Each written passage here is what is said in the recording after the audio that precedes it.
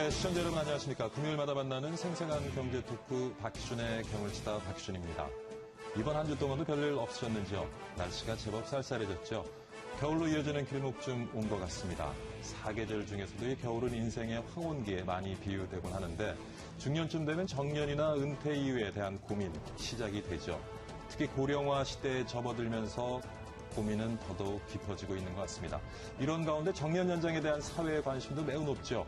오늘 박희준의 경을 치다에서는요, 정년을 60세로 연장하는 정년 연장법에 대한 얘기를 여러분과 좀 나눠볼까 합니다. 기업과 근로자들은 정년 연장법에 대해 어떻게 대비해야 할지 전문가와 함께 말씀 나눠보겠습니다. 정부의 4.1 부동산 대책과 8.28 전월세 대책 등이 효과를 제대로 보지 못하고 지지부진한 것은 관련 법안이 통과되지 못한 영향이 크다. 제가 한 얘기는 아니고요. 지난 4일 서승환 국토교통부 장관이 당정협의 모두 발언에서 한 얘기입니다. 이날 취득세 영구인하안이 통과되면서 그동안 국회에 계류돼 있던 부동산 법들의 처리가 진행되는 것인가, 여기에 좀 관심이 쏠리고 있는데요. 잠시 후 이 내용에 대해서도 여러분과 함께 말씀 나눠보도록 하겠습니다. 잠시 후에 뵙겠습니다. 공공기관과 민간 기업의 정년을 60세로 의무화하는 법안이 여야 간에 잠정 합의됐습니다. 국회 환경노동위원회는 어제 법안 심사 소위를 열고 고령자 고용촉진법 개정안을 논의했습니다.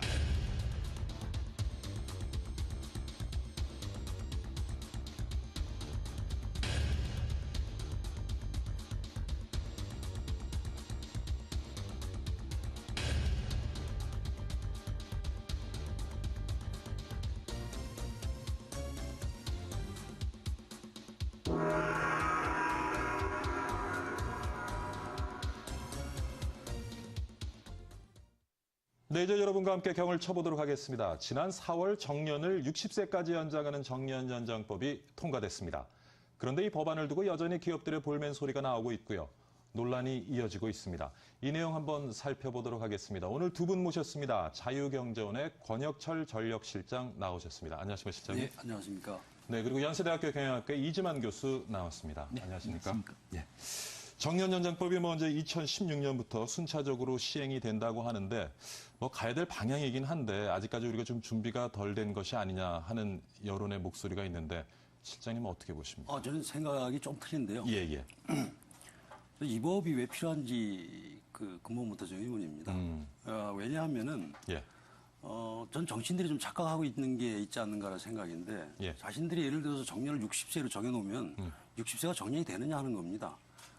지금까지 우리가 정년에 대한 규정이 없어가지고 뭐 사후정년이 5, 6돈이라는 말이 나온 게 아니지 않습니까? 그렇죠. 정년에 대한 규정은 지금까지도 있어 왔지만은 사후정년이나 5, 6도라는 말이 있듯이 그것은 어떤 경제 환경이나 아니면은 각 기업이 처한 그런 상황에 따라 가지고 거기서 결정되는 것이 아닌가라는 생각을 합니다. 그래서 만약에 이걸 뭐 60세로 해놓는다 해도 그것이 실제로 지켜질 것이냐 안 지켜질 것이냐는 경제 상황 그리고 각 기업의 환경에 따라 틀려지지 않느냐라는 거고요. 그렇다면은 과연 어떤 것에 더 신경을 써야 되느냐 하는 것인데 그 기업하기 좋은 환경이나 아니면 그 투자하기 좋은 환경을 만들어서 기업들로 하여금 근로자들 더 필요로 하는 그런 여건을 만들어주는 것이 오히려 이런 법보다는 더 실효성 있는 정책이 아닌가 이렇게 생각을 합니다. 그러니까 실효성에 좀 의문을 가지고 계신 것 같은데 교수님은 어떻게 보세요?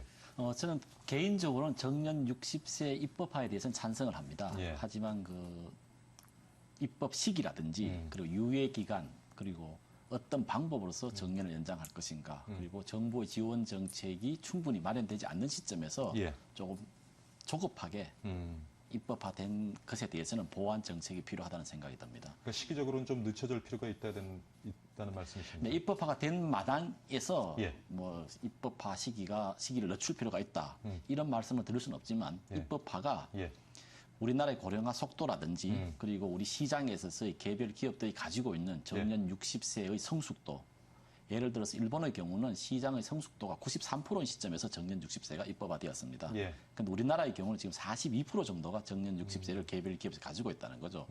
이는 시장의 성숙도를 감안할 때 좀 빠른 시점에서 입법화가 되었기 때문에 기업들에게 준비할 기간을 주지 않았다는 거죠. 그만큼 기업에는 많은 부담으로서 이 법안이 아마 작용할 것 같습니다. 그러니까 두 분 말씀을 들어보면 좀 시기에 문제가 있다는 말씀도 있고, 그다음에 실효성에 의문이 여전히 든다는 말씀도 있는 것 같은데, 사실 요즘 기업들이 이제 주장하는 것을 보면은 이제 정년 연장법이 통과돼서 정년이 60세로 연장되면 기업에서 필요로 하는 어떤 신규 채용에 타격을 받을 수도 있다 하는 목소리가 있습니다. 그 부분은 어떻게 보세요?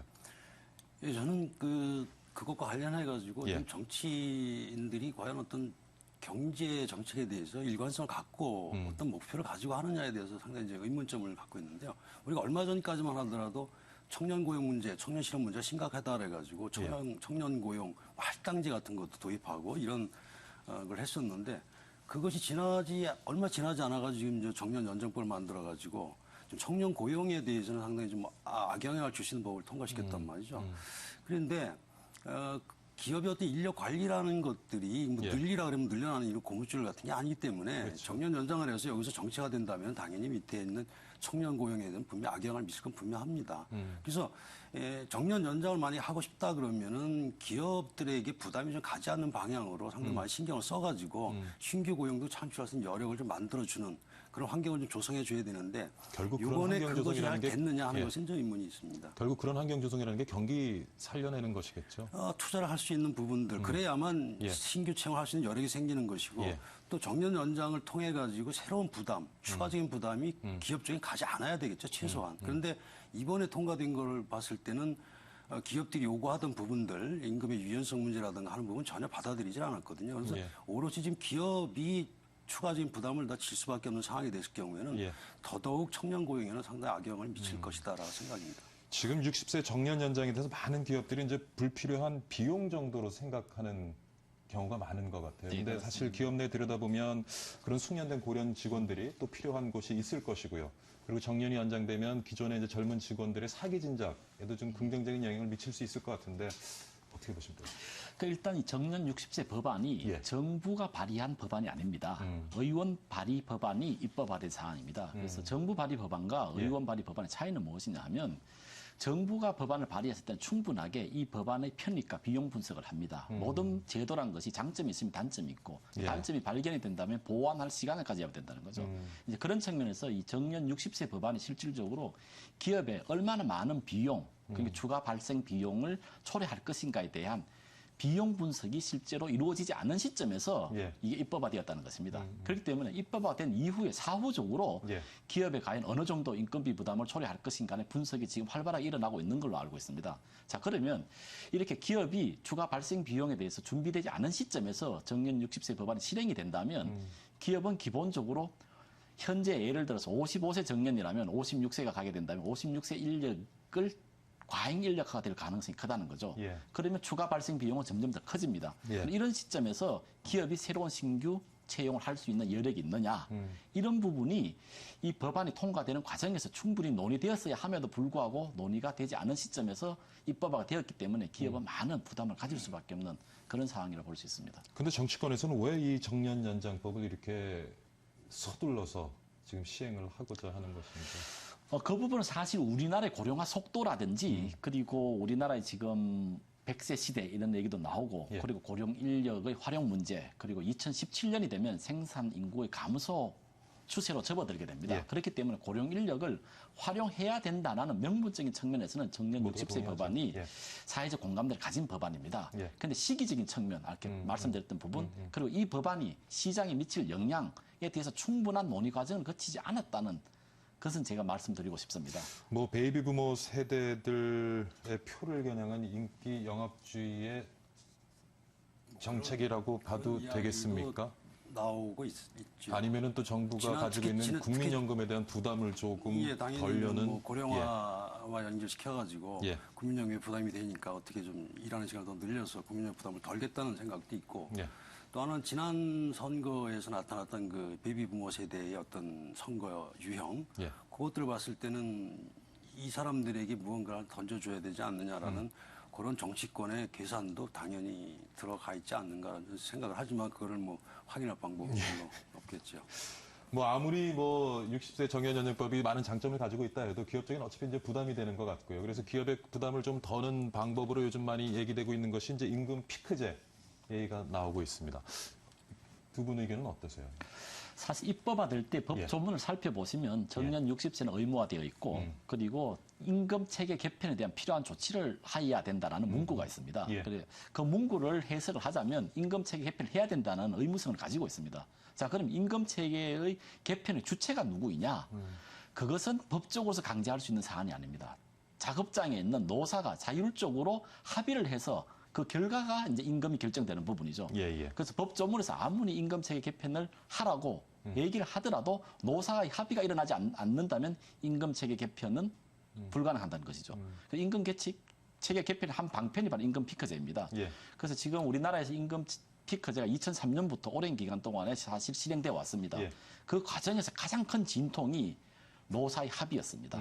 그 노사가 타협하고 양보하는 과정에서 원만하게 합의를 했었을 경우에는 임금 피크제가 효과적으로 실행이 되었는데 노동조합이라든지 반대를 할 경우에서는 예. 임금 피크제 실행은 불가능하다는 거죠. 이제 그런 측면이 이 법안이 예. 기업에게 임금 체계 개편이라는 해결 과제를 던져 놓았기 때문에 기업이 또 하나의 부담을 가지게 되고 이는 또한 노사 갈등의 원인으로 작용할 수 있는 여지가 있는 것입니다. 아까 실장님 말씀하신 대로 이 임금 피크제도 결국 실효성의 문제도 일 수도 있겠네요. 네, 그렇습니다. 실장님은 임금 피크제가 좀 어떻게 보세요?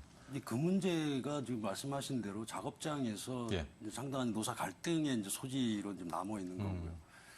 근데 제가 좀 생각할 때는 어떤 고용시장이나 노동시장이 좀 균형을 유지하거나 아니면 안정을 유지하기 위해서 크게 예. 이제 두 가지가 다 되면 좋겠지만 두 가지 중에 한 가지라도 좀 조건을 마련해 주는 것이 맞다라고 보는데 하나는 이제 고용의 유연성 측면입니다.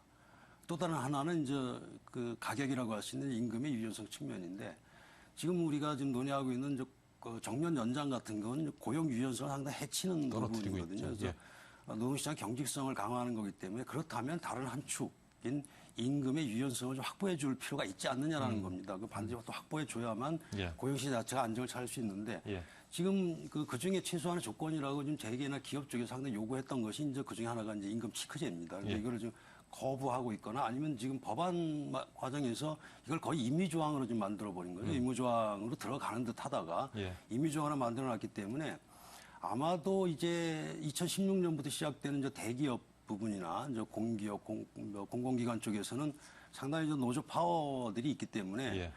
그 정치력 또는 파워 게임으로 해서 수용을 하지 않을 가능성이 상당히 크다라고 저는 봅니다. 근데 그렇다면은 정년 연장의 실효성이 과연 나타날 것이냐 하는 것에도 의문점이 찍힐 수밖에 없는 거죠. 예. 그렇습니다. 교수님, 요즘 지금도 이 60세 정년하고 임금 피크제를 시행하고 있는 기업들이 있죠, 국내에도. 네, 그렇습니다. 사례 좀 소개를 해주시죠. 주로 정년 60세 개별 기업의 노사 합의로서 정년 예. 60세를 도입하고 있는 기업들은 사실 제조업에 많이 있습니다. 제조업, 예. 그리고 지금 있는 정년의 형태라는 것은 개별 기업의 노사 합의의 결과물입니다. 이런 노사 합의의 결과물로서의 정년 60세와 예. 법제화로서의 정년 60세 의무화의 차이는 무엇이냐? 전자의 경우는 개별 기업의 특수성을 반영한 형태입니다. 그러니까 예를 들자면 기술 개발의 주기가 빠른다든지 그리고 시장의 유동성이 많은 산업, 금융이라든지 서비스 산업의 경우에 있어서는 아무래도 지금 정년이 짧습니다. 예. 그런데 정년 60세 법안 의무화라는 부분은 이러한 개별 기업의 특수성을 반영하지 않는 일관적인 어떤 적용이라는 거죠. 이게 그런 측면에 있어서 예. 기술 개발 주기가 빠른 기업의 경우에서는 상당히 예. 부담을 느낄 수밖에 없는 그런 법안이면 틀림없습니다. 그러니까 좀 개별 기업의 특성을 반영한 그러한 제도가 좀 정착이 돼야 되는데 그 부분에 대해서는 시장도 동감을 하시죠. 지금 뭐 말씀하시는 중에도 계속 저는 고개를 끄덕이셨는데. 동감하는 부분이고요. 예. 근데 저도 뭐 여기서 여러 가지 기업들이 현재 시행하고 있는 거, 뭐 포스코나 뭐 현대중공업 같은 데 시행하고 있는 거 보면은 GS 거의 칼텍스. 일률적인 그런 어떤 그 정년 연장하고 임금 피크제가 되는 게 아니고 각 기업에 따라서 약간의 그 변형된 형태들로 이루어지고 있거든요. 예. 그다음에 그것이 아까 말씀하셨을 때 노사 합의에 의해서 자율적으로 이루어졌다는 그것이 가장 중요하고 예. 또 하나 이제 재미있다고 할까 흥미있는 거는 현대중공업 사례 같은 경우인데요. 예. 그 경우는 그 임금 피크제를 통해 가지고 임금을 이제 절약한 부분을 뭐 청년 고용 펀드라 그럴까요? 일종의 그런 걸 만들어 가지고 청년 고용 활성화하는 데 쓰고 있다는 것은 예. 상당히 저는 괜찮은 사례 중에 하나가 아닌가. 그것도 물론 우리가 야 이게 좋은 사례니까 이쪽으로 가야 된다라고 그걸 강요한다면 그건 잘못된 것이지만 그렇죠. 일종의 하나의 그 상생의 모델로서 괜찮은 부분이고 그렇다면은 근로자 측에서도 그 임금 피크제 같은 걸 받아들이고 예. 그 청년 고용에 활용할 수 있다면 예. 서로 상생할 수 있는 좋은 모델이 아닌가 이렇게 생각을 합니다. 그런데 정년 예. 60세 법안 통과함으로 말미암아서 노동조합이나 근로자의 분들이 느끼는 임금 피크제에 대한 태도의 변화가 지금 발생하고 있습니다. 이게 의무화되기 전에는 예. 임금 피크제를 통하더라도 고용 안정성이 60세까지 안정적으로 유지가 된다면 임금 피크제를 받아들이는 경향이 많았습니다. 그 지금 정년 60세가 의무화되고 나니까 이건 따놓은 당상이라는 거죠. 내가 이미 최대한 임금을 보장받을 수 있는데 왜 나의 임금을 삭감하면서까지 정년 60세를 받아들여야 되냐. 이런 태도가 있기 때문에 정년 60세 의무화 이후에는 과연 임금 피크제가 실효성을 가질까? 이 부분이 상당히 의문이 되고 있습니다. 그러니까 좀 임금 피크제 같은 것들을 조금 이렇게 많이 시행하는 기업들이 많아지도록 환경을 좀 조성하고 무르익은 다음에 좀 정년 60세 법안을 예, 그렇습니다. 사실 일본의 사례를 보자면 일본은 그 임금 체계 개편이라든지 임금 피크제 실행이 충분히 무르익은 다음 그렇기 때문에 시장의 성숙도가 정년 60세 93%가 되었던 거죠. 예. 그런 이후에 형식적으로 법안을 실행한 겁니다. 예. 그런데 우리는 그게 반대로 지금 일어났습니다. 법안이 먼저 실행하고 난 다음에 그러면 임금 체계 개편을 통해서 기업이 가지는 부담을 줄이자.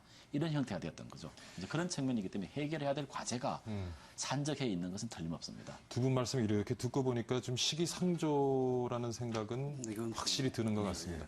근데 지금 사실 우리 기업을 보면은 대기업은 그나마 이 법안을 좀 받아들이고 이것을 갖다가 좀 소화해낼 수 있는 역량을 가지고 있을 것 같기도 한데 중소기업들 많이 힘들 것 같아요. 중소, 중견기업들. 네. 어떻습니까? 좀 대기업 같은 경우는 아까 말씀드린 어느 정도의 그나마 그래도 여력이 있지 않을까라는 예, 예. 생각입니다. 물론 뭐 여력이라는 게 어떨지 모르겠지만 특히 하지만 이제 중소기업 같은 경우에는 어느 정도 한계 상황에 특히 처해 있는 중소기업 같은 경우는 지금 정년 연장을 해가지고 인건비 부담이 들어간다면 상당히 치명적인 영향을 받을 거라고 생각을 하고 그래서 중소기업 같은 경우도 대기업과 마찬가지로 앞으로 어떤 인사 관리를 어떻게 할 것이냐라는 부분에 상당히 고민을 좀 해야 될 거라고 좀 그건 분명하다고 봅니다. 근데 예.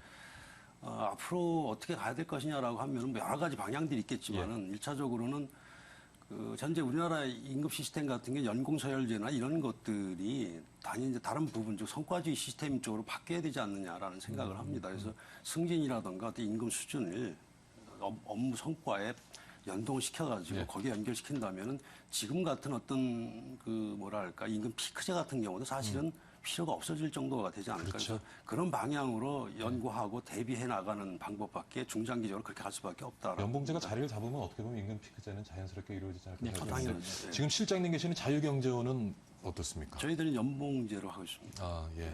계약.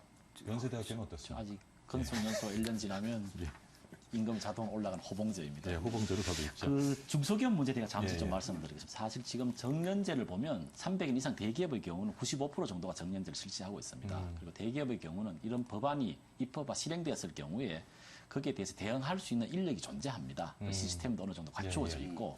그런데 중소기업의 경우에서는 특히 30인 이하의 중소기업의 경우는 예. 30% 이하 그리고 예. 뭐 10인 미만의 중소기업의 경우는 거의 정년이라는 제도가 없습니다. 예. 그렇기 때문에 지금 사실 중소기업 그 CEO 분들 만나서 얘기를 나눠보면 이 법안 내용 자체도 모르고 있습니다. 실질적으로.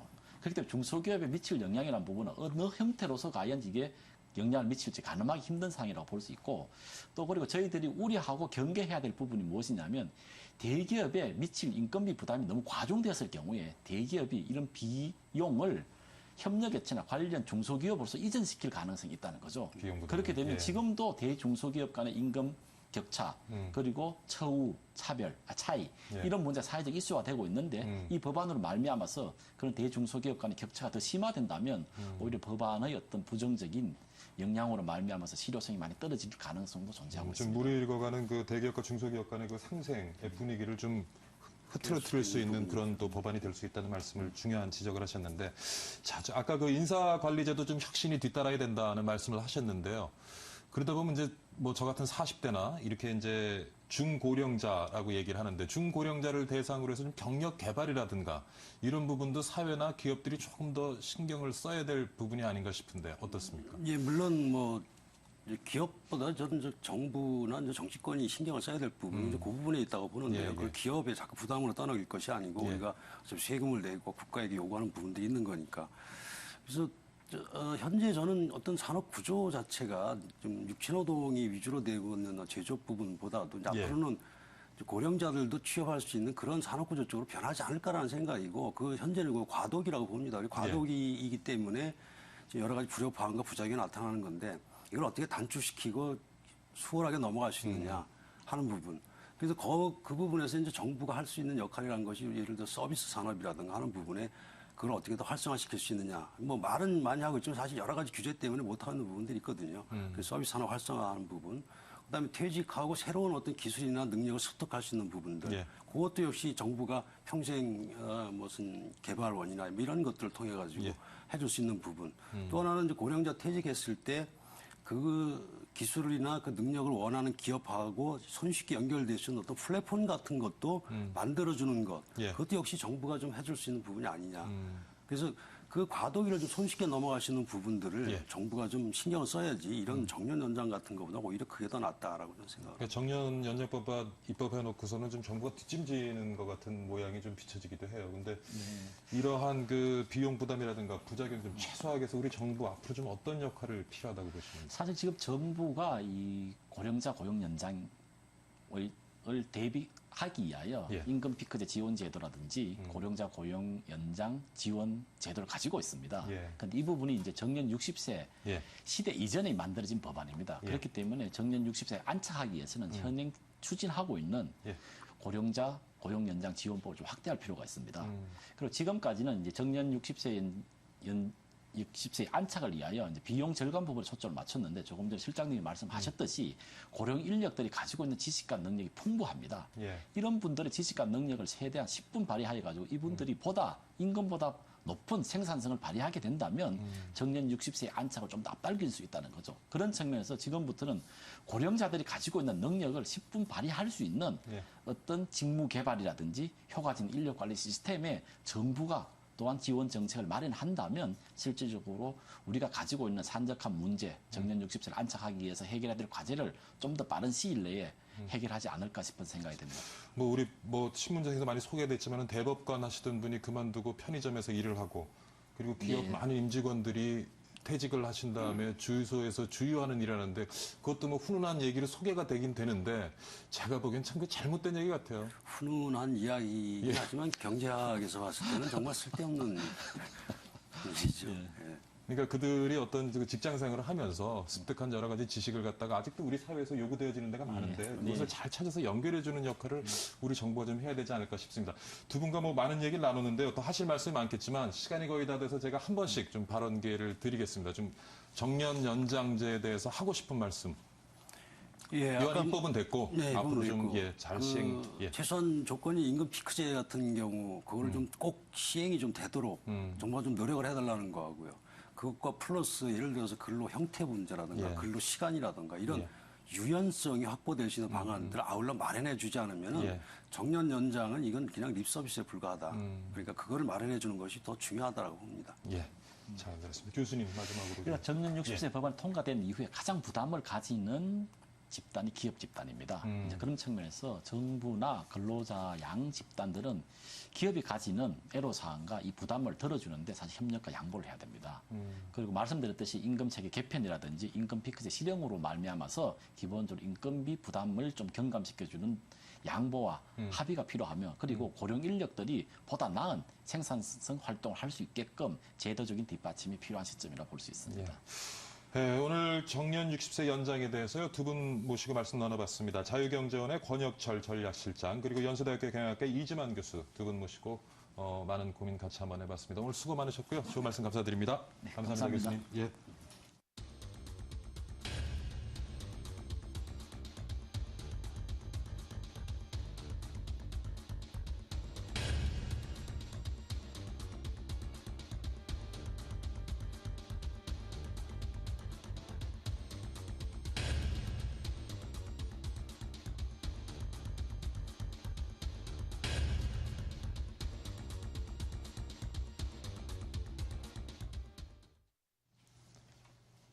네, 이번에는 부동산법에 대한 얘기 좀 나눠보도록 하겠습니다. 부동산이 살아야 경제가 산다. 모든 분이 아마 공감하실 것 같습니다. 그런데 부동산 시장이 살아나기엔 참 걸림돌이 많죠. 얼마 전 취득세 영구인한이 처리됐지만 여전히 표류하고 있는 부동산법의 처리, 시급한 것 같습니다. 이 내용 오늘 살펴봅니다. 역시 두 분 모셨습니다. 명지대학교 부동산대학원의 권대중 교수 나오셨습니다. 안녕하십니까, 교수님. 안녕하세요. 오랜만에 뵙습니다. 네. 예. 그다음에 전국 세입자협회 최창우 대표 나와 계십니다. 안녕하십니까. 네, 안녕하십니까. 예. 자, 표류하던 부동산법이 일단 지난 4일 취득세 연구 인하안은 일단 통과가 됐고요. 뭐 첫 단추를 끼운 것 같은데 시장에서의 반응은 좀 어떻습니까? 통과가 안 됐습니다. 아, 통과가 안 됐습니까? 네. 예. 여야 합의하는 과정에 이제 그 취득세를 인하하면은 이 지방 세수가 감소합니다. 예, 그렇죠. 이게 한 2조 반만 감소해도 2조 한 4천억 정도가 감소하는데요. 그 부분 문제 가지고 여야가 이제 합의를 못 봤어요.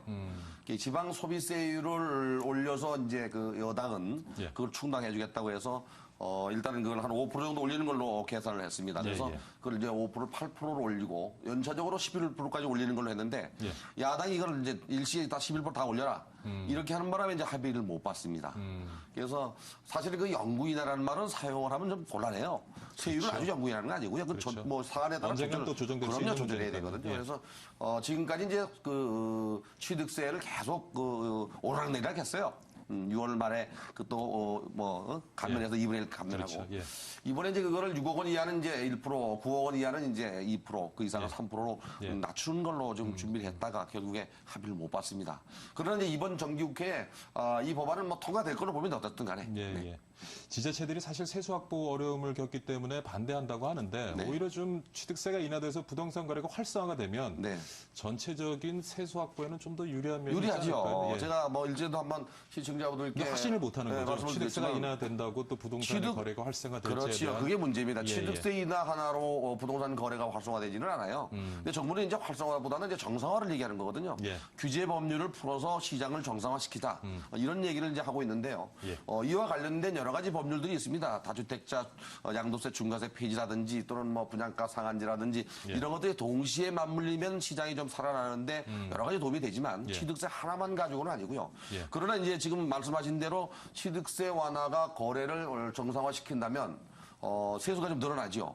또 하나는 이제 지금 현재 기준지가를 기준으로 해서 세수를 물리는 게 보통 한 80% 저릅니다. 예. 이걸 전부 이제 현실화시키고 있어요. 조금씩 올라가고 있어요.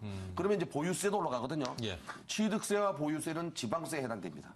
그리고 양도세는 국세인데 예. 이 취득세가 이제 감면돼서 지방 재정 자립도가 낮은 데는 굉장히 그 영향을 받을 수 있기 때문에 그렇죠. 정부가 이걸 어떤 방법으로 이제 보전해 주느냐 이걸 고민하다가 이제 지방 소비세를 올리는 걸로 이렇게 가닥을 잡았던 건데 야당이 이걸 뭐 11%를 일시 시작해라 그러는 바람에 이제 합의가 안 된 겁니다.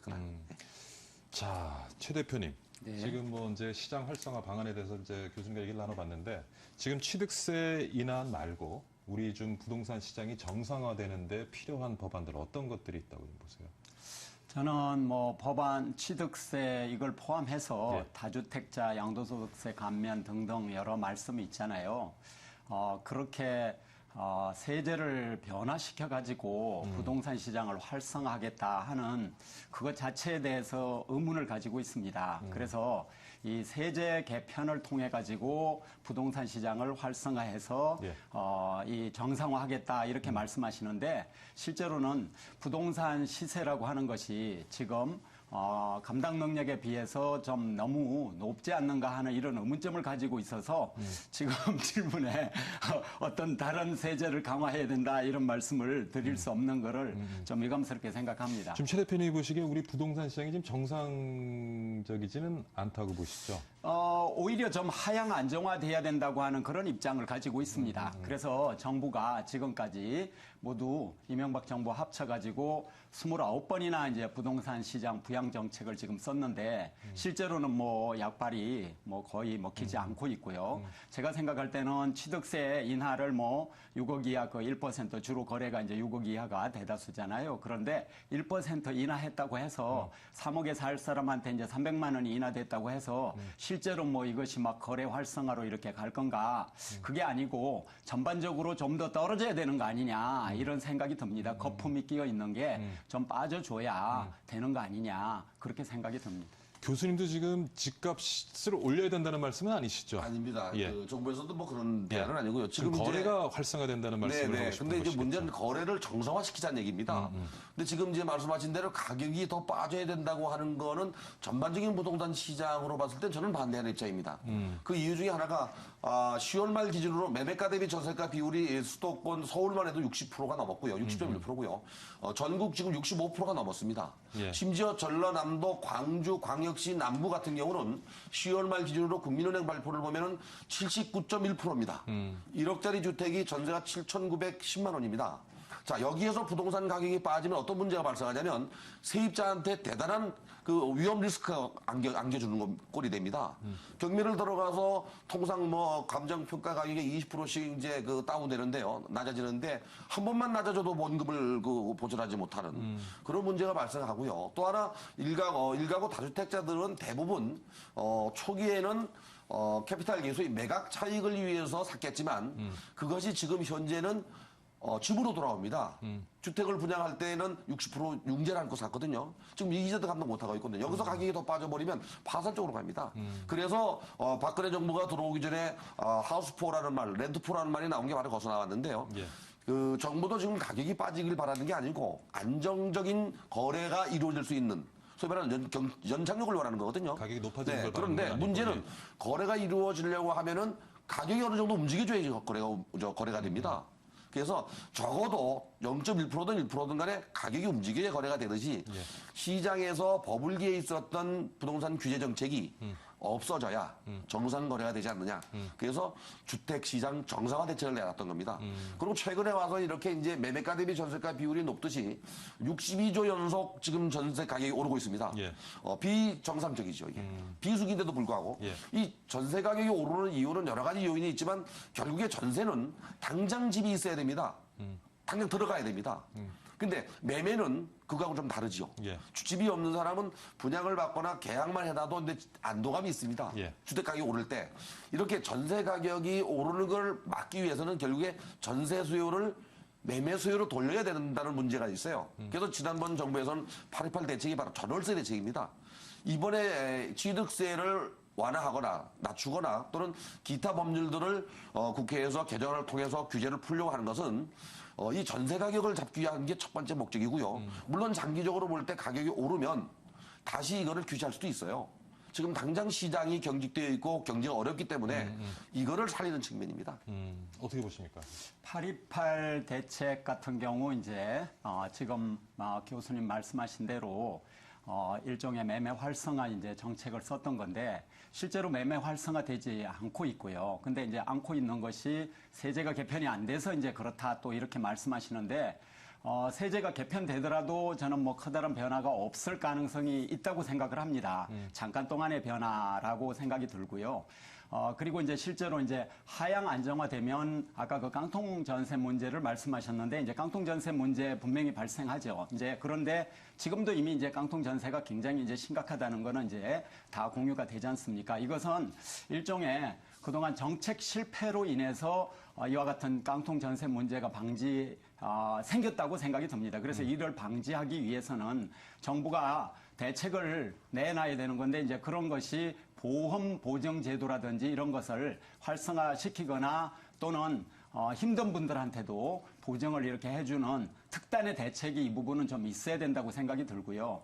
그리고 이제 매매 그 활성화라고 하는 것이 실제로 그럼 누가 사느냐? 그러면 청년이 살 수 있느냐? 결혼하면서 이제 부모께서 청년들한테 집을 살 수 있을 그런 여력이 있느냐? 그것도 아니고요. 또 40, 50대 또 이런 분들의 직업 불안이라든지 이런 거 등등이 있어가지고 실제로 살 또 여력도 안 되고 또 노인 세대들 이분들은 뭐 거의 지금 돈이 없는 상태고 그래서 살 사람이 실제로는 없는 것입니다. 그래서 너무 많이 올라 있는 상태이기 때문에 이것이 점진적으로 이렇게 하향 안정화해서 연착륙하는 그런 정책을 써야 된다 이런 생각을 하는 것입니다.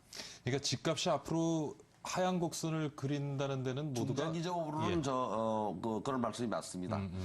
우리나라는 이제 주택을 구입하는 구매력 평균 나이가 41세 정도 됩니다. 예. 근데 지금 현재 30대 초나 20대는 집을 구할 수가 없고요. 30대 중반부터 한 40대 중반까지가 집을 구하는 세대고 50대까지는 이제 집을 바꾸는 세대입니다. 그런데 이제 지금 현재 그 베이비부머 세대들은 뭐 50대 중후반부터 60대가 이제 가깝고요. 예. 그 이후 세대가 베이비부머 세대보다 많습니다. 인구가 통계를 예. 보면은. 근데 이런 세대가 지나고 나면은 이제 인구가 감소하기 때문에 주택 공급은 늘어나고 인구는 감소해서 41세 전후되는 나이 가장 많은 게 그 인구 통계를 보면은요, 한 2022년 정도 됩니다. 그 뒤에부터 이제 인구가 감소하기 예, 때문에 주택 가격에 영향을 줄 거라고 보여집니다. 물론 주택 가격이라고 하는 것이 꼭 인구 측면에서 보는 거는 위험성이 있어요. 그렇죠. 왜냐면 소득이 증가하거나 경제가 발전하면 뭐 집도 커지고 뭐 예. 세컨드 하우스도 구입할 수 있기 때문에 예. 그러나 장기적으로 볼 때 작년에 인구가 50만도 안 났잖아요. 근데 문제는 가구가 분화돼서 가구가 늘어나고 있습니다. 1인 가구를 포함해서 2천만 가구가 넘어섰습니다, 지금. 예. 1인 가구도 주택은 필요하거든요. 규모에 따라 달라질 그렇죠. 뿐이지만 예. 그래서 전반적으로 중장기적으로 볼 때는 가격이 이제 하향 안정세로 가겠죠. 그래서 이번 정부는 신도시나 대규모 택지 개발지구는 이제 거의 포기하고 예. 기존에 있는 보금자리 주택 일부도 임대주택으로 돌리고 있죠. 그러면서 주택 정책의 방향이 예. 재고주택 관리로 바꾼 겁니다. 그러면서 도시 재생, 기존 도시를 활성화시킨 쪽으로 바꿨죠. 예. 이 임대주택을 공급하는 것들은 이제 주택의 실질주택 공급률이 2012년도 기준으로 55%가 안 됩니다. 53.9% 정도 됩니다. 예. 예. 결국에 46%가 집이 없는 겁니다. 그 46% 집이 없는 사람 중에서 평생 집을 구하지 못하는 세대가 한 20% 정도 된답니다. 이렇게 이제 소득 순위가 낮은 1, 2분위에 대해서 정부는 당연히 주거 안정을 위해서 주택을 공급할 의무가 있습니다. 예. 그래서 장기저리 주택을 공급하려고 할 계획을 갖고 있는 겁니다. 이번 정부는 그래서 재고주택 관리하고 토지 재생 그러면서도 임대주택 공급으로 돌아선 겁니다. 예. 그러나 민간주택이 이제 계속적으로 주택을 공급하게 되면 또 늘어나니까 지난번 그 8.28 대책에서도 또 7.24 대책에서도 예. 주택 시장의 구조를 바꾸고 있죠. 공급자 시장에서 수요자 시장으로. 예. 준공업 분양하게 되면 건축비의 70%를 정부가 지원하는 쪽으로. 그래서 이렇게 이제 주택 공급을 대한주택보증주식회사가 예. 분양성이 있는 쪽만 분양 보증을 해주는 쪽으로 좀 공급 조절을 하고 있고. 그다음에 이제 8.28 대책의 내용 중에서도 보면은 연간 집권 동안에 한 17만 원 정도를 줄이는 쪽으로 갔습니다. 예, 예. 그래서 주택 공급은 지속적으로 늘어나지만 예. 그 인구가 감소하기 때문에 이제 조절할 필요가 있다. 이렇게 보고 있는 거죠. 예. 네. 아까 저희 대표님 집값 우리 거품이 좀 더 빠져야 된다고 말씀을 하셨는데 사실 근데 우리 국민 대부분이 부동산으로 자산을 가지고 있는 경우가 많고 근데 이제 집값이 갑자기 떨어지다 보면은 결국 우리 국민들이 가지고 있는 자산의 가치가 폭락할 우려도 있고요. 그렇죠. 그다음에 또 많은 분들이 빚을 내서 집을 산 분들이 오늘 아침 신문 보니까 그게 아마 한 500조 정도 500조 가까이 되죠. 정도가 네. 된다고 하는데 그러면 뭐 가계 빚이라든가 이게 좀 심각한 문제가 생기지 않겠습니까? 가계부채 1,000조 정도에서 예. 절반 정도가 예. 이제 그 주택 그 융자지 않습니까? 이제 그런 부분은 이제 심각한 건 사실인데 예. 실제로 지금처럼 이제 계속해서 집값 부양 이런 정책으로 계속 나아가면 사실은 뭐 정부나 또는 건설업계에서 요구하는 거를 다 들어줘가지고 그것이 끝나면 사실은 이제 제도 가지고 바꾼다 이런 얘기는 더 이상 이제 할 수도 없는 거의 막판까지 지금 왔지 않습니까? 그런데 지금 뭐 그런 안을 박근혜 정부가 이제 내놔도 뭐 별반 뭐 반응이 지금 없는 상황이 됐습니다. 그리고 전세값은 또 오르고 있고요. 그러니까 이제 아까 말씀대로 전월세 대책이라고 발표를 했는데 전월세 대책은 전혀 되지 않고 실제로는 그렇다고 집값 어떤 이런 안정 이런 쪽으로 이제 뭐 하고 있긴 있는 것 같습니다만 활성화 이런 쪽으로 가는 것도 아니고 지금 그래서 이것이 무엇을 말하느냐 여태까지 하는 방법으로 집값 부양 부동산 활성화 정책 이렇게 가서는 더 이상 이제 뭐 약발도 안 먹히고 대책도 아니다 하는 것을 지금 보여줬다는 생각이 듭니다. 그리고 아까 말씀하신 8.28 대책에서도 임대주택을 이제 11만 호 공급하겠다 이제 이런 내용이 있는데요. 박근혜 정부 공약이 이제 55만 호고 새누리당 공약은 120만 호 공약입니다. 그런데 뭐 새누리당 거는 뭐 엄청난 벙커라고 일단 약간 제쳐두고요. 박근혜 정부가 이제 행복주택 플러스 해서 이제 다 합쳐서 55만 호를 공약을 해서 8.28 대책에도 11만 호 이거를 하겠다고 얘기했는데 그 재원은 어떻게 한다 이런 대책은 없습니다. 보금자리 주택에서 이제 9조 원 정도를 이쪽으로 땡긴다는 게 가계 부 옛날 얘기했지 않습니까? 거기서 그거 얘기하고 있는데 그러고는 뭐 11만 원씩 55만 원을 공급하면 LH에 있는 분 말씀이 1억 3천만 원 정도 한 채에 이제 든다고 하는데 그러면 돈이 얼마겠습니까? 한 6, 70조 든다는 얘기인데 적어도. 근데 이제 이런 임대주택에 대한 어떤 방안을 실질적으로 제시를 한다면 전세값, 월세값 이것도 하향 안정화시킬 수도 있고 그리고 집값이 약간 하향 안정화돼야 세입자나 또 살려고 대기하는 사람들이 그걸 사는 것이죠. 막 살아 뭐 이렇게 한다고 해서 살 수도 없는 것이고 또 빚을 빌려서 사라고 하지 않습니까? 근데 실제로 빚을 빌려서 사면 빚폭탄만 이제 안겨가지고 나중에 이거 결국 갚아야 되지 않습니까? 누가 나중에 탕감해 주는 건 아니지 않습니까? 그러니까 대책이 실질적으로 안 된다는 것이죠. 그래서 예전에 이 주택을 갖다가 돈 버는 수단, 자산 증식의 수단, 이 사고를 일단 말끔히 좀 정리를 하고 그리고 이제 실제로 실거주자 중심으로 사고의 대전환이 있어야 되고 그리고 힘들게 사는 분들 주거바우처 지원도 해서 이런 분들이 이제 적극적으로 물건도 사고 이래가지고 경제가 활성화되고 소비가 활성화되게 이렇게 함으로써 경제를 돌려야지 옛날 사고대로 그냥 부동산 이쪽을 계속 이렇게 활성화해서 단박에 끝내겠다 이런 사고 아닌가. 그 사고에서 못 벗어나는 거 아닌가. 시대는 바뀌었는데 그 사고에 머무는 거 아닌가. 저는 지금 그런 생각이 좀 지금 듭니다. 말씀하신 내용이 지금 이번 정부에서 준비한 게 있습니다. 지금 주택방어처 제도는 지금 내년부터 시행을 할 계획을 갖고 있고요. 지금 그 취득세 그 감면 혜택만 봐도 잠재 수요는 분명히 있는 거를 확인하고 있습니다. 지난 작년도 9월 22일부터 연말까지 감면이 있었고요. 예. 금년도에도 똑시 이제 4월 1일부터 6월까지 있었죠. 4월 달에 주택 거래 건수가 한 5만 5천 원 정도 증가했었죠. 됐었고요. 네. 마지막 6월 달에 12만 9,907호입니다. 제가 보니까 예. 국토부에서 12만 호. 그렇게 숫자를 그렇게 정확히 잘 네, 외우고 12만 9,907채가 거래가 됐습니다. 예.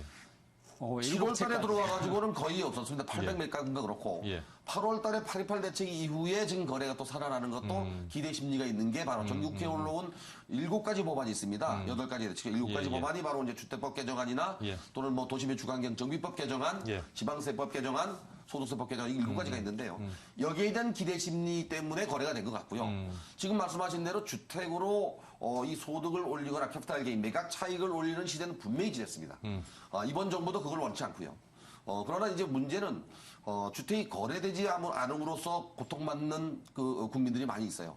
이것 때문에 이제 거래를 정상화시키려고 하는 거고 예. 또 이로 인해서 중개업소라든지 연관된 산업이 침체되어 있기 때문에 이거는 정상화시키자는 얘기지 예. 주택 가격을 올리자는 얘기는 아닙니다. 네. 근데 실제로 오르지 않는다면 예. 그러면 이게 팔지 않을 가능성도 있는 것이고요. 그러니까 하우스푸어들이 그렇지 않습니까? 옛날에 돈을 빌려가지고 이제 이걸 샀는데 그래서 이제 3억에 샀으면 그래도 한 2억 8천은 해야 내가 팔겠다. 본전은 해야 팔겠다. 이 주식도 그렇지 않습니까? 본전은 돼야 팔려고 대기하는 거지 않습니까? 그런데 거기에 안 올라오니까 실제로는 계속 기다리거나 막 이런 어떤 상황이 되고 있어서 실제로 이렇게 살 사람이 지금 제가 볼 때는 안 보입니다. 이게 마구 오르면 마구는 아니고 20% 오르면 이제 이거 보유하면 돈이 되겠다 또는 손해는 안 나겠다 은행 이자는 충분히 나오겠다 이러면 이제 하겠죠. 근데 그런 방법이 굉장히 위험하다는 것이죠. 이제 그러면 깡통 정세 가능성은 오히려 훨씬 더 또 높아지는 것이고요. 그래서 이제 종합적으로 이렇게 볼 때, 전 이제 세입자 입장에서 이제 볼 때 주거권을 생각한다면 매우 곤란한 지금 흐름의 이야기들이 마치 일반화되는 것처럼 이야기되고 있다. 그래서 이런 부동산 관련 세제 이것만 딱 개편을 하면 그냥 막 되는 것처럼 생각을 하는데 이것이 이런 세제가 만들어진 것이 우연히 만들어진 게 아니고 그동안 과정 속에서 국민적 합의로 만들어진 건데 이것을 다 막 허물고 나면 나중에 되돌리기는 대단히 어렵다. 이런 생각이 저는 듭니다. 지금 부동산 거래 활성화 방안 그리고 지금 전월세 치솟구는 전월세를 좀 어떻게 잡을 것인가 거기에 대해서 고민을 해보고 있는데 지금 제가 보면은 그 국회에서 지금 얘기되고 있는 것 중에 새누리당은 지금 다주택자 양도세 중과 폐지를 좀 주장하고 있는 것 같고요. 그 다음에 민주당에서는 전월세 상환제를 좀 가지고 가려는 것 같은데 그 좀 의견 차이가 있는 것 같아요. 근데 좀 저는 모르겠습니다. 좀 위험스럽게 보이는 것이 그것을 맞바꾸자는 좀 의견이 있는 것 같기도 하고요. 지난 뭐 정확히 제가 말씀드리긴 곤란한데 네. 지난 올해 아는 대로 정확히 얘기를 해주세요. 근데 지난주에 그 여야가 만나는 과정에서 예. 야당 의원이 잘 내용을 몰랐던 것 같아요. 일가구 다주택자들이 지금 그 임대 사업에 대해서 굉장히 혜택을 많이 주고 있잖아요. 예, 임대주택 사업에 대해서. 예. 그걸 돌리면 되지 왜 붙들고 다주택자가 되느냐. 이런 식의 얘기를 하셨다네요. 지금 현재 임대주택 사업을 내려면은 예. 조건이 안 되는 게 몇 가지 있습니다. 갖고 있는 주택이 같은 지역에 있어야 됩니다. 근데 예. 대개 이제 1가구 2주택, 3주택자들은 서울에 집이 있고 수도권에 미분양 아파트를 산 사람들이 많습니다. 예. 그 이유는 2008년도 리만 브로스 사태가 벌어지고 난 이후에 연말까지 분양가 상한제를 피하기 위해서 밀어내기 식으로 나왔던 게 상당히 많고요. 예. 두 번째는 이제 주택을 좀 늘리거나 또는 뭐 이렇게 해서 옛날 생각만 하고 산 수도권에 산 주택이 많아요. 예. 임대 주택 안 됩니다. 예. 두 번째는 임대주택으로 돌리려면 면적이 국민주택 규모 이하의 그 주택이 되는데 이걸 늘려서 149평방미터까지 제곱미터까지 늘려놨습니다. 예. 주택 가격이 6억 원 이하여야 됩니다. 그런데 대부분 이제 수도권 지역의 주택은 6억 원 이하가 많이 있지만 예. 그렇지 않은 주택도 있죠. 예, 예. 세 번째 문제는 면적 제한이 아까 말씀드린 대로 그래 있는데 전용 면적 40평방미터 제곱미터 이하는 취등록세가 없습니다. 그다음에 재산세도 없습니다. 예. 그리고 60제곱미터 이하는 취등록세가 없고 재산세가 50% 감면입니다. 그 이상 국민주택 규모인 85제곱미터는 취득세 또는 뭐 재산세가 25%만 감면해 줍니다. 나머지는 안 해줍니다. 그러니까 이게 이제 중대형을 갖고 있는 게 많이 있어요. 마지막으로 이제 이 임대 기간이 5년입니다. 이게. 5년이요. 근데 주택은 임대차 보호법이 2년씩 되게 돼 있거든요. 그렇죠. 결국에 6년을 가지고 있어야 되는데 1가구 2주택이나 3주택자들은 분양받을 때 60% 분양 대출금을 안고 있습니다. 예. 이거 감당이 안 됩니다, 지금 당장. 그래서 임대주택으로 돌리는 건 이건 불가능합니다. 그래서 새누리당에서는 1가구 다주택자들에 대해서는 어차피 그렇게 임대주택을 돌리지 못하는 바에야 예. 좀 풀어서 거래 시장의 정상화를 만들자. 그런 취지입니다. 네. 그 부분에 대해서는 뭐 푼다고 해가지고 조금 푼다고 해가지고 실제로는 뭐 임대업자가 막 이렇게 더 뭐 적극적으로 많아지고 뛰어들고 막 이것도 전 좀 아닌 것 같아요. 지금 보면 보유하고 있는 분들은 떨고 어떻게 하면 나갈까 하는 게 그러니까 일반적인 그 분위기인 것 방향을 같습니다. 만들어줘야 이제 그 제가 방향을 볼 때 만들어야지. 그런데 그게 올러붙들겠다는 것이죠. 그러니까 제가 아는 부동산 하는 분들한테 얘기를 들어보면 그런 생각을 많이 갖고 있습니다. 그리고 다주택자에게 이제 그런 어떤 혜택을 이렇게 주고 나면 실제로는 이들이 임대주택 등록도 제대로 하지 않고 세금도 제대로 내지 않고 하는 결과를 오히려 나올 수도 있어서 세수만 오히려 줄어들 수도 있고 오히려 부자들 이런 사람들만 득을 보는 결과가 돼버릴 수도 있다는 이런 생각이 이제 드는 것이죠. 지금 말씀하신 대로 혜택을 주는 게 아니고요. 주택을 1가구나 2가구나 3가구나 일반 과세 하는 게 보편 타당합니다. 그게 공평 과세에서 이걸 중과세 한 거거든요. 또 하나 이제 이 집을 지고 있는 사람들이 일정 금액이 넘으면 중과를 폐지하자는 거예요. 아니 종합부동산세가 나옵니다. 그러니까 재산세도 나오고 종합부동산세도 이중과세라고. 나오고 여러 가지 어렵기 때문에 이게 그 중과세 하는 걸 풀어서 일반 과세로 돌리자는 얘기입니다.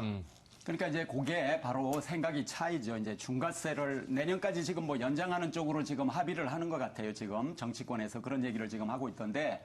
근데 일단 이 재산 많이 이렇게 확보하고 있는 이런 사람들이 지금까지는 이제 일반적으로 자기가 돈이 되기 때문에 이제 이걸 주로 이제 했는데 그것이 바로 부동산 가격을 올리는 쪽으로 이렇게 작동이 되지 않을까 하는 두려움이 있는 거예요. 실제로는. 네. 자, 오늘 지금 뭐 저도 지금 시계를 안 보고 계속 얘기를 해가지고 지금 PD가 끝날 시간이 있다 해도 끝을 좀 내긴 내야 될 것 같습니다. 자, 오늘 뭐 부동산 활성화에 대해서 권대중 명지대학교 부동산대원 교수 그리고 최창우 전국 세입자협회 대표와 함께 얘기 나눠봤습니다. 좀 아쉽네요. 좀 할 얘기들이 좀 많이 있는데 네. 오늘 뭐 수고 많으셨고요. 좋은 말씀 감사드립니다. 감사합니다. 네, 감사합니다. 네, 박희준의 경을 치다 오늘 순서 여기까지입니다. 제가 좀 시간 조절을 못해가지고 얘기를 많이 못했네요. 어제 수능 시험이 있었죠. 시험을 마친 수험생 여러분과 부모님들 아마 뭐 시원섭섭하셨을 겁니다.